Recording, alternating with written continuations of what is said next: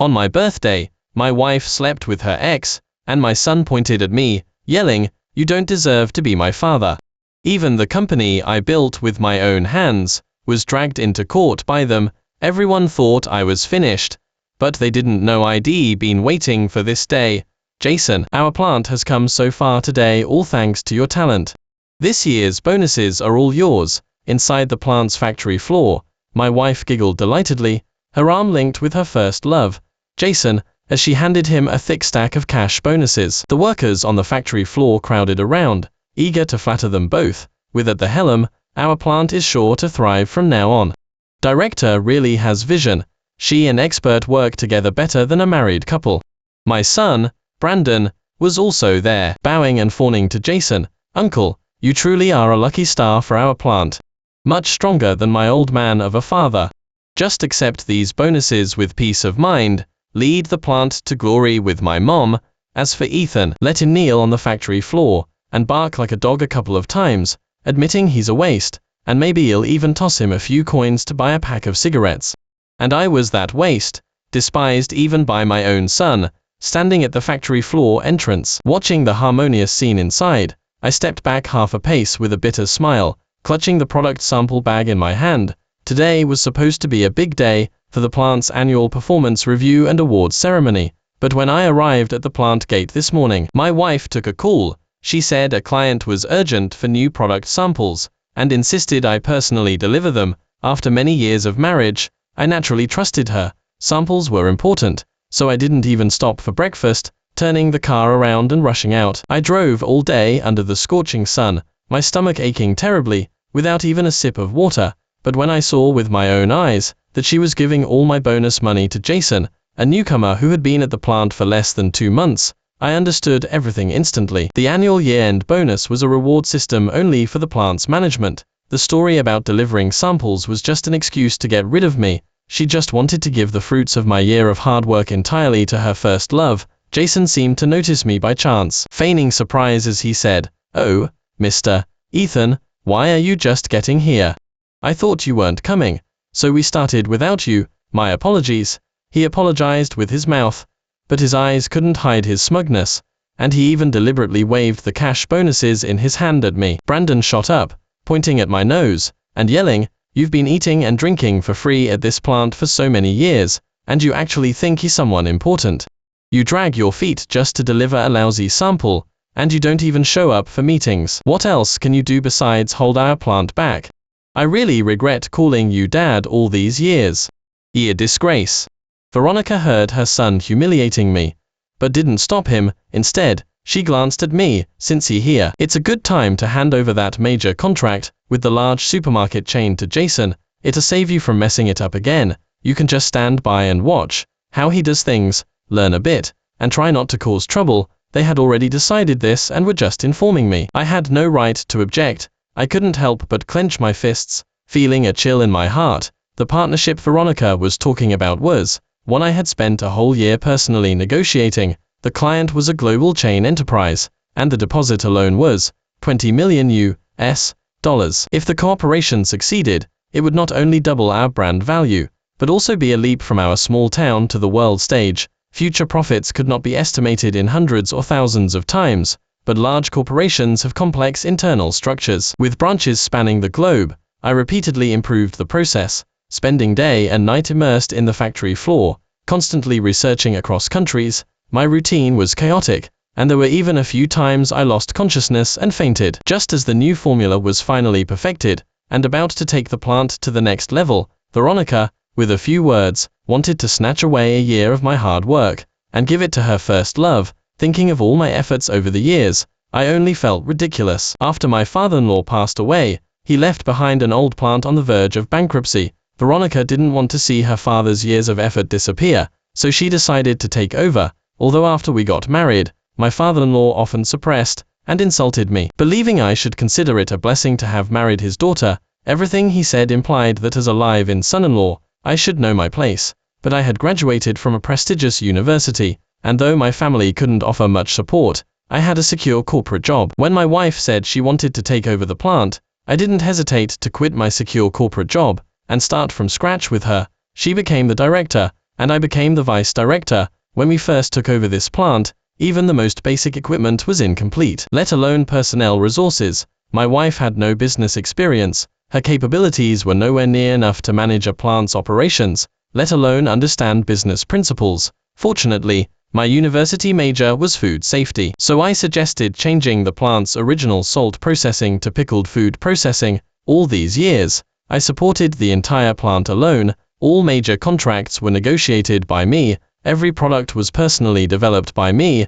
When the plant faced financial difficulties, my parents even sold our old family home to subsidize us. That's how the plant came back to life and reached its current scale. But, just by accompanying Veronica on a few business trips, effortlessly stole all my credit. Veronica must be blind. 20 years of marriage couldn't compare to a first love, who looked down on her in college. Seeing her completely infatuated with Jason, the last bit of affection between us as a couple vanished. I took a deep breath and nodded. Fine, do as you please. Jason's lips curled into a smug smile, yet he still feigned humility. Mr. Ethan, how could a newcomer like me dare to take over your major contract? It's just that Veronica said your partnership hasn't seen any breakthroughs after more than a year. I figured I'd help out, so we can all work together. Hearing this, Veronica purred, her voice sweet and soft. Jason, you're an overseas expert. If you can't seal this deal, no one in our plant can. I couldn't help but sneer. Jason's bogus degree didn't even teach him the most basic fermentation ratios. When he joined the plant, only, blinded by love, insisted on paying him $50,000 a month, treating him like a king. After comforting Jason, her face immediately changed, and she pointed at me, yelling, with your paltry skills, if I hadn't pitied you, and let you into my father's plant, would you be where you are today? I think you've been living too comfortably these past few years, and have forgotten your place. Brandon also added smugly, Uncle, just take over this partnership with confidence. My dad's pitiful excuse for skills, we really can't rely on him. Dad, I told you to hand over the partnership, and you dare to give my mom attitude.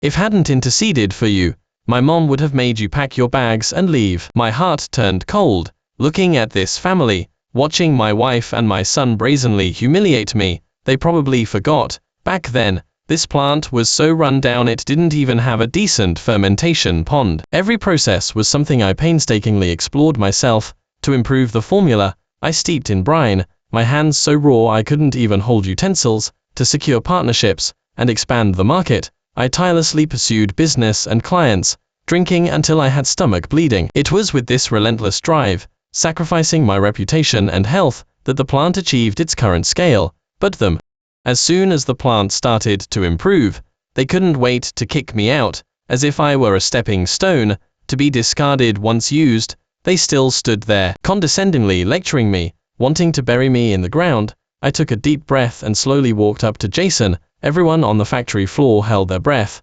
waiting for a show. They probably thought I would lose my temper, but I forced a smile. I pulled out a transfer of authority agreement, and slapped it onto Jason's face. Dealing with pickled food every day is so boring, I'll just make you the vice director. A deathly silence fell over the factory floor. Everyone's eyes widened, staring at me. They probably thought I had lost my mind from the humiliation and was acting crazy. After all, everyone in the plant knew how much I had put in over the past 20 years to bring the plant to its current size. Director, what are you doing? You saved our plant single-handedly. Don't let one partnership get the better of you. Your fermentation technique was passed down from your master. So many people want to learn it but can't. In the corner, Arthur couldn't help but call out. Hearing this, my son scoffed, looking at me with full contempt. TSK, with just this little fermentation skill, he really thinks he's some treasure. Do you think the plant won't run without you? If it weren't for my mom pitying you, you wouldn't even be allowed through this door. Veronica's face instantly turned ugly when she heard my words. Ethan, are you deliberately looking for trouble? I couldn't help but laugh out loud. Wasn't I just giving her what she wanted? Allowing her first love to rise to power overnight, directly controlling the plant's lifeline. Wasn't this precisely the outcome she had always dreamed of? Jason held the transfer of authority agreement, a flash of greed in his eyes, yet still feigning selflessness. Mr. Ethan, you're not making me director because you're angry with me, are you? Please don't misunderstand. Veronica just wants me to help you share the workload. It's for the good of our plant. Besides, this fermentation work. It can't be done without you. I am an outsider. How dare I rashly take over your signature skill? For 20 years, you've worked your heart out for the plant. Everyone knows you're the backbone of this plant." As he spoke, he pushed the agreement towards me, but his hand tightly gripped a corner, as if afraid I might actually take it back. I glanced at him, my voice icy. Why would I be angry? Don't you have that advanced foreign technology? My old-fashioned methods should have given way long ago. I trust you most with this position. Veronica's eyes lit up, and she quickly chimed in. Jason, this is a good thing. Don't decline with your abilities. Taking this position is only a matter of time. Everyone here is watching. It's a witness. Jason stopped pretending now, clutching the agreement to his chest, his smugness impossible to hide. Watching his demeanor, I sneered inwardly. Veronica was now completely infatuated with Jason, oblivious to the depths of complexity in this partnership. I had spent a year conducting surveys involving so many countries. Each country had different food requirements and tastes, plus, the time zones crossed, and the differing climates required strict control over the storage requirements for pickled food fermentation. Just controlling the fermentation process alone takes 10 or 8 years of effort. Later, I consulted a university professor and got a new formula for temperature-controlled fermentation technology, which finally solved the problem of climate differences. But they didn't know that new formula was currently only known to me, and I hadn't told anyone about it. Without me, what they saw as a hot commodity would quickly turn into a sword pointed at themselves. Furthermore, Jason probably didn't know that the vice director position wasn't so easy to hold. If a product had issues, both the director and vice director would be held fully responsible. What's more, this time we were negotiating a 3-year major contract with the international supermarket chain, and we had already received a $20 million deposit. If problems arose then, it wouldn't just be a matter of double compensation for the deposit. The food processing industry is different from ordinary manufacturing. It concerns people's food safety. If products cause problems, not only would our reputation for a lifetime be ruined, but we could also be jailed. By then, forget about this small town. The plant and Jason would likely be scorned by the public across the nation, but they only saw money now. They didn't care about any of this. In their eyes, I was now a worthless waste. A waste, of course. Didn't need to kindly remind them. Let them be smug for a while. The day the delivery was completed would be the day Veronica was publicly disgraced. Seeing me remain silent after I'd given up the major contract and the vice director position, Veronica probably felt a bit guilty. She cleared her throat and put on a condescending air. All right, don't just stand there. It's annoying to look at you. Today is for celebrating Jason. Seeing how cooperative you are, you can eat with us. Her arrogant manner made it seem like she was doing me an enormous favor. I almost burst out laughing. If this order succeeded, it would generate at least tens of millions in profit. When they needed me, they worked me to death. When it came to sharing the money, I was no longer considered a person. They bestowed a meal on me, like I was a beggar, and that was it. What's more, sitting at the same table with such a shameless person like Jason made me sick. Before I could refuse, Jason suddenly interjected. Oh, when we booked the table earlier, you weren't here. I forgot about you. It's my oversight, Mr. Ethan. You take my seat. Even if I hurt my leg yesterday, it's my fault, and I'll bear it myself. I'll just grab a stool and sit at the very end, and pour drinks for everyone. Seeing his hypocritical act, he clearly wanted to see how important he was to Veronica. Sure enough, Veronica, hearing this, was heartbroken, and immediately pulled him to the center seat. Jason, you've done enough for our plant. You secured such a major contract. How can a talented person like you do something like serving tea and pouring water? Besides, your leg is injured. What if walking around makes it worse? After saying that, she turned and glared at me, her face full of disgust. Are you deaf or blind? What are you standing there for? Hurry up and pour the drinks. With no initiative like that, you deserve to be nothing more than a server. Watching her sudden change in demeanor, my heart turned cold. Jason, seeing this, became even more animated, his lips practically touching his ears. Mr. Ethan, I am truly sorry. My leg injury makes it a bit inconvenient, so I'll trouble you to pour the drinks. Later, I'll definitely toast you properly. Before he could finish, I sneered, lifted my leg, and kicked the chair out from under his butt. Jason was caught off guard, stumbled, and slipped. Frantically grabbing hold of a large fermentation drum, brine splashed all over him. staining his pretentious suit yellow. I looked at his pathetic state and couldn't help but sneer. Didn't you injure your leg? You quite spry, aren't you? Doesn't seem serious at all. Veronica froze for a moment, then reacted. While helping Jason pick off the pickled food leaves from his clothes, she angrily yelled at me, Ethan, are you insane? If Jason really gets hurt, I am not done with you. I knew you had bad intentions today. It turns out you're just jealous that Jason is more capable than you, and you deliberately wanted to harm him. I scoffed. Do I need to be jealous of a waste? Besides, from today onwards, this broken plant has nothing to do with me, and don't you dare act like a big shot and order me around. Veronica trembled with rage, her face contorted. I couldn't be bothered with her. Turning and walking towards the office, with heavy steps, I entered the office and began packing my things. The bottom drawer of the cabinet was stuck shut. With a hard tug, a yellowed old notebook fell out. This notebook was something she left in my bag during college. She probably forgot about it, but I carried it with me, every day like a treasure, for 20 years. Back then, she was a renowned liberal arts student. I was just a poor kid from an ordinary family, working full-time in the school kitchen. Everyone said I was daydreaming. Even the head cook advised me not to waste my time, but I was determined to win her over. Every day, I found different ways to bring her breakfast and help clean her dorm. She loved pickled vegetables, so I learned fermentation from the head cook. Even if she never gave me a direct look, I shamelessly persisted. It wasn't until Jason went abroad, and she was heartbroken, that I found my chance. All these years, I had always believed my sincerity could move her. 20 years of marriage, and even our son, were proof of her love for me. Even if she never said she loved me, I always believed it, until I saw her attitude towards Jason and her undisguised affection that utterly shattered the 20 years of self-deception I had lived. I thought that without my wife, I would still have my son for comfort, but he was just like his mother. He valued this overseas expert more than me, his own father, who had raised him for 20 years. Perhaps I should have understood from the beginning. Veronica always held a place for Jason in her heart, and my son, from the start, had been raised by Veronica to be an ungrateful wretch. They were just waiting to push me into hell one day. Just as I was packing up to leave, Veronica's voice came from behind me. What? Weren't you quite capable just now?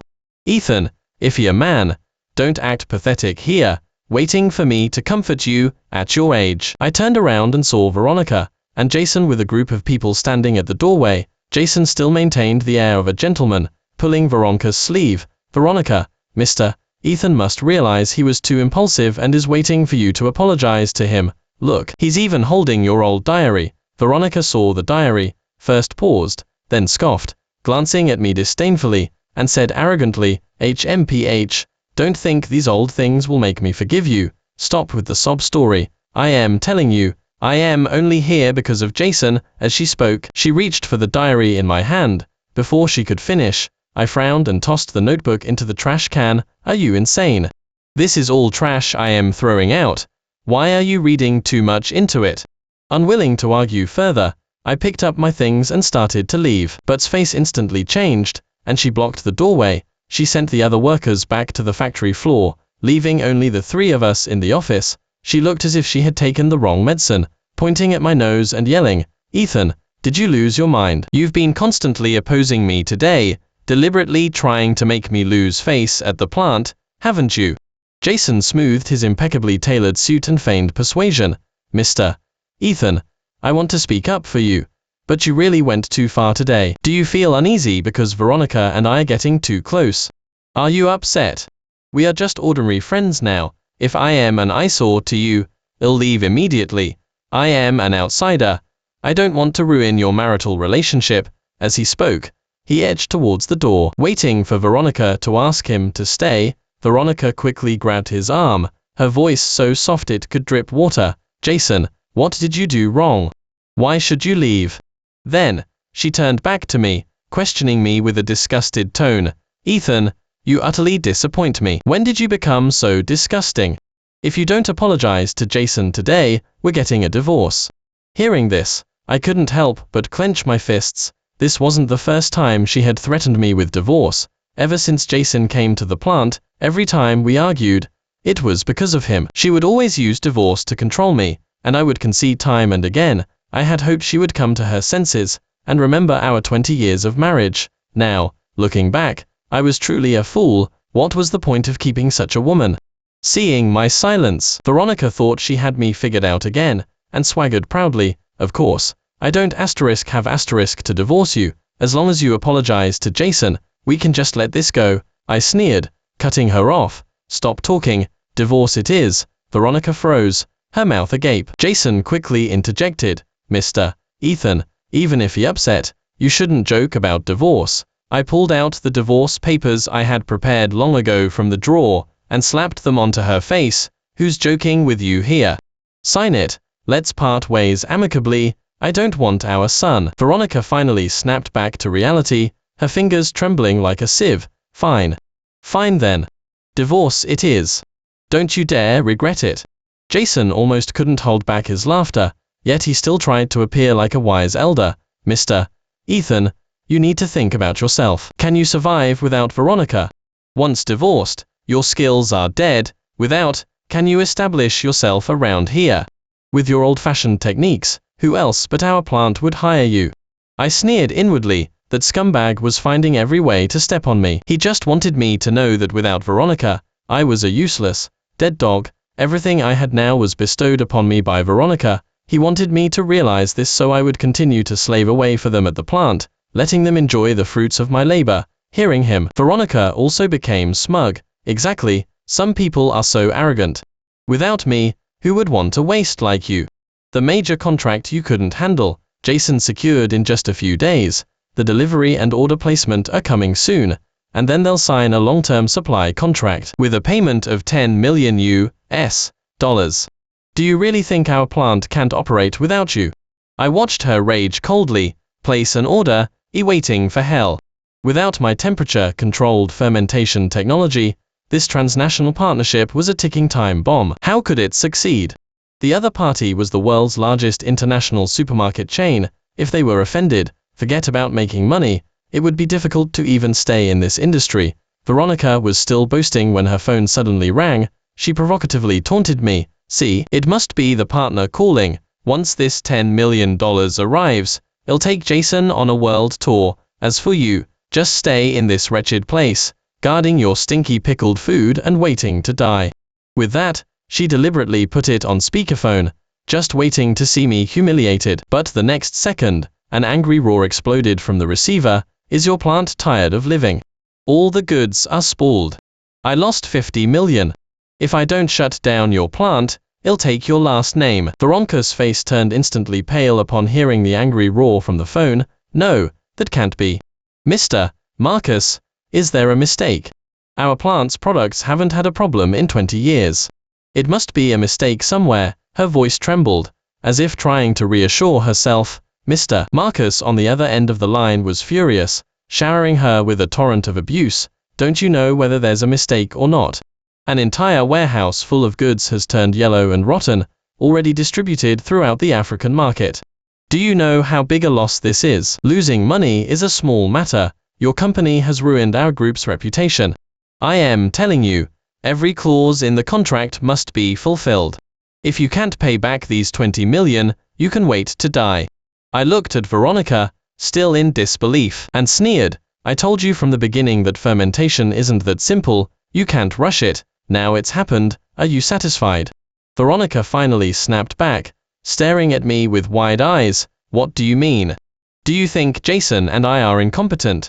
I glanced at her. What else? With Jason's pitiful excuse for skills, he couldn't even control the most basic fermentation, and you dared to let him take over, still dreaming of achieving success overnight. You've been doing this for so many years. Is your brain mush? You only care about convenience, gambling the plant's future on someone like him. Just wait to lose everything. With each sentence I spoke, her face grew paler. By the end, she slumped into the chair, even her lips trembling. Speak. Why are you silent? Weren't you quite capable just now? Do you remember everything now? Veronica's mouth opened and closed, like a fish gasping for air. These accounts are clear. She can't deny them. She stammered for a long time, unable to squeeze out a complete sentence to refute. What? Can't come up with the money? I sneered, pulling back her FAADE. Right, you spent all the money on Jason, just hoping to make a fortune with this cooperation, didn't you? Too bad. I dragged out my words, looking at her with mockery in my eyes. Your perfect scheme is about to fall through. This collaboration problem resulted in a loss of 100 million. The entire plant will have to be mortgaged to pay off debts. How will you pay me back? Veronica gnashed her teeth in anger, but she was powerless against me. I turned to leave, tossing out a remark.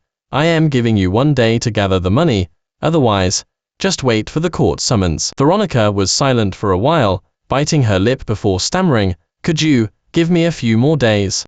I am really short on cash right now. I already knew she would say that. I pointed to the white wall. Then mortgage your house and car to me. Veronica's eyes widened, unable to believe her ears. This is extortion. That house alone is worth several million. I shrugged, saying indifferently, say what you want. If I don't see the money or the deed by this time tomorrow, we'll meet in court. With that, I turned and left. Behind me, Veronica's hysterical screams followed. Ethan, you wait. This isn't over. The rest of that day, Veronica and her family remained quiet. But I still felt something was off. Given her vindictive nature, there's no way she would just let it go. Sure enough, when I came out of the plant that evening, I noticed people looking at me strangely. Some pointed at me, shaking their heads, and others walked a wide circle around me when they saw me. Even old workers I used to know would turn and leave, as if I were a plague. I sneered inwardly, betting Veronica and her crowd were up to their old tricks again. As soon as I got home, I pulled out my phone, and almost laughed from anger. Veronica's live stream on a social media platform went viral. As the plant manager, she was accusing me. She painted me as an ungrateful villain, a heartless beast who disregarded human lives. Wiping away tears, she announced that she had fired me, and reported me to the police, vowing to make me pay. Underneath her video, the comment section was filled with insults directed at me. This is truly despicable. For his own selfish gain, he doesn't even care about public safety. He's no man at all, has no talent himself, and is jealous of others' abilities. Serves him right. People like him should be shot directly. See if he dares to harm people again. Looking at these comments, my hands were trembling. Veronica, that shrew, to save herself, actually twisted black into white and tried to pin the blame on me. However, I quickly calmed down. I had anticipated this day. Every time I worked on a product, I recorded videos, and meticulously documented every step of the process. Not only that, I also kept recordings of Jason threatening the old workers, and their transfer records showing their lavish spending. These ironclad proofs were enough to publicly disgrace them online. I sneered and posted all the evidence online. In an instant, the entire town erupted. Everyone finally understood that it was Veronica and Jason, that shameless couple, who had been scheming against me. In less than an hour, the comment section completely flipped. The shameless one, Veronica, giving away your husband's 20 years of hard work. Look at the transfer records. This mother and son spend too much. It's a shame his parents sold their house to help you open the plant. This ungrateful wretch should have her true colors shown to the whole internet. I turned off my phone, not bothering to watch the spectacle anymore. I started packing up all of Veronica's and Brandon's belongings in the house. I wanted to erase everything about them from my life. After packing, I called the real estate agent and listed the house for sale. I wanted to resolve any potential entanglements as soon as possible. But just as I was preparing to leave that day, there was a sudden, urgent knocking at the front door. It was Veronica. As expected, she was pounding on the door and shouting obscenities outside. I really didn't want the neighbors to have a laugh, so I opened the door. What are you doing here? I looked at her coldly, not even bothering to give her a proper glance. I was about to close the door and send her away, but lunged forward and grabbed my leg, weeping uncontrollably.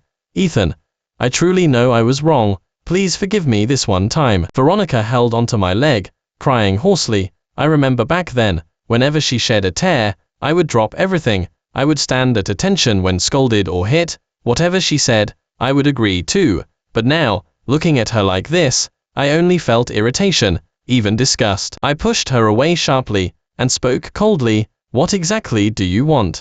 She staggered, falling to the ground. She looked up at me, her eyes red and swollen, and sobbed. Ethan, please help me.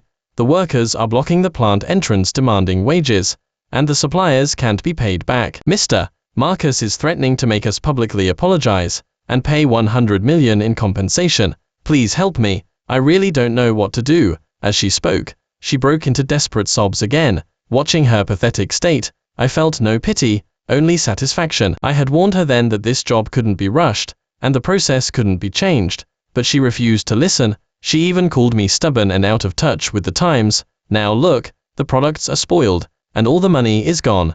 Serves her right. Didn't I warn you? Did you listen to a single word? Now you come crawling to me. Don't you find yourself ridiculous? She wiped away her tears, then suddenly yelled, sticking out her neck. Wasn't I doing this for our family? Wanting to earn more money to make our lives better? Can you bear to see me go to prison, to be scorned by the public? Can you truly watch our 20 years of hard work just go to waste like this? Hearing her say that, I almost laughed in anger. For this family. Veronica, you really know how to flatter yourself. These past few years, if you had truly cared for this family, would you have squandered every penny of our hard-earned money on that Jason? All you saw and cared about was your first love, and even your son was led astray by you. Since is so capable, why don't you go find him now? Let your overseas expert figure it out. I sneered, my words cutting her to the bone. Veronica suddenly stood up, her eyes blazing red. Ethan, what do you mean? What do I mean? Didn't you say he knew foreign languages, was educated, and knew many people? A grandmaster like him surely has a way to save you from this mess. She trembled with rage, her pointing hand shaking. You is simply unreasonable. I knew you couldn't be relied upon. It's just a useless good-for-nothing. I am going to find Jason right now. He's definitely more capable than you. Seeing her pull out her phone to make a call, I couldn't help but burst into laughter. Dream on. Your capable Jason ran off yesterday on a train. Veronica froze, as if struck by lightning. Impossible. Jason wouldn't do this to me. She shrieked, her voice distorted. I coldly opened my phone, and scrolled through the workers' group chat to show her. Someone in the town saw your prince, carrying luggage and heading to a rival plant. The owner of Evergreen even welcomed him in. Your overseas expert's technical certification is fake. Each message was like a knife plunging into her eyes. Her face turned ashen. This can't be. She collapsed to the ground, her lips trembling. I stood before her, speaking each word clearly. Impossible. Your precious Jason was playing you the whole time. He was a mole sent by Evergreen, specifically to steal trade secrets. He took our parents' hard-earned money, stayed in 5-star hotels, drove luxury cars, pretending to be an overseas returnee. I warned you long ago, but you fool, insisted on believing him. Did you really think he came back to rekindle an old flame? Go on, keep dreaming your impossible dreams. Veronica shook her head like a madwoman.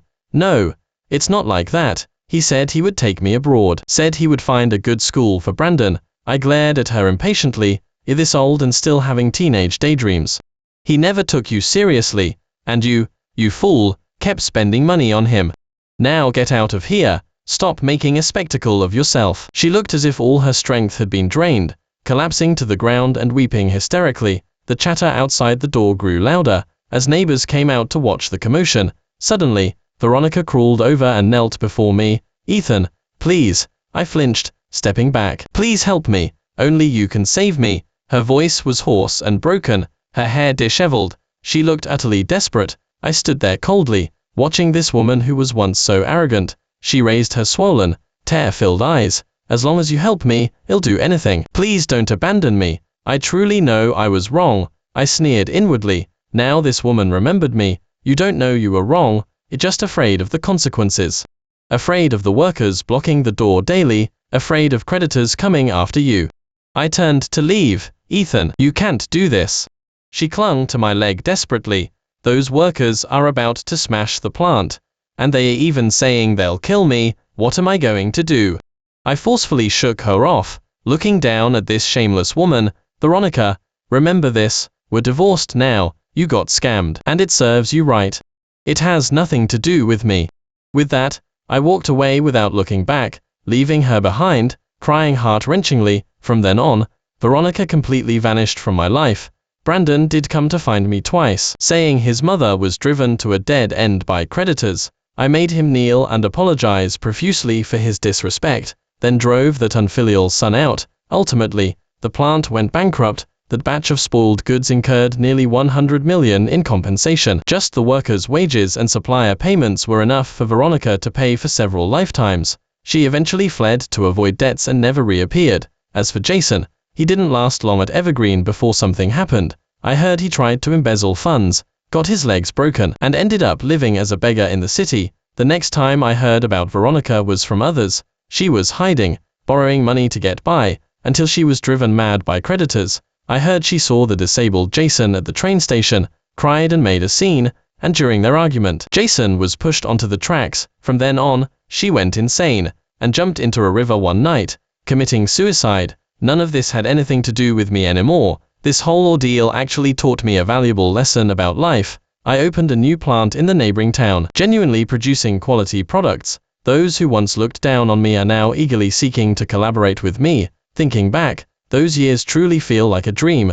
Brandon occasionally lingers around the plant entrance, but he no longer dares to acknowledge me. Veronica's house was auctioned off, and her newly bought luxury car was repossessed. As for my parents' old family home, I've kept it, often going back to visit. What goes around comes around. Justice may be slow, but it's inevitable. In the end, those who looked down on me played themselves, while I, the pickled food master, thrived. Relying on the skills passed down by my professor, my plant's orders are overflowing, and products are in high demand. I've also become the top entrepreneur in the town. Now, at the plant, I am training several young apprentices. I want to tell them, in life and work, you must be grounded and honest. As for relationships, I smiled, touching the doorframe of the old family home. In this life, you'll just stick with this inherited craft.